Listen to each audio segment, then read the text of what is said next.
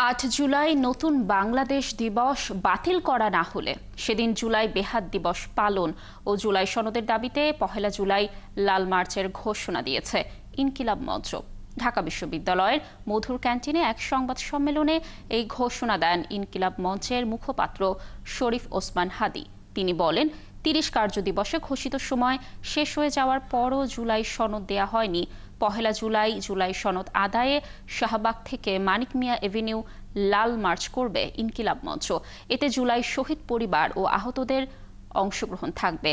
দাবি আদায় না হলে আন্দোলন চলমান রাখারও ঘোষণা দেন তিনি। এছাড়া ৮ আগস্ট নতুন বাংলাদেশ ঘোষণা জুলাই বিপ্লবের সাথে বেইমানি, তাই সরকার এই ঘোষণা থেকে ফিরে না এলে সেদিন জুলাই বেহাত দিবস পালন করবে ইনকিলাব মঞ্চ। সেদিন লাল মার্চে যে সকল জুলাই যোদ্ধারা আসবেন, শহীদ পরিবার আসবেন, ছাত্র জনতা আসবেন, এই যে জুলাই সনদ আদায়ের দাবিতে তারাই সিদ্ধান্ত নেবেন। তারা যদি মনে করেন জুলাই সনদ না হওয়া পর্যন্ত রাজপথে থাকবে, আমরাও তাদের সাথে থাকবো ইনশাআল্লাহ।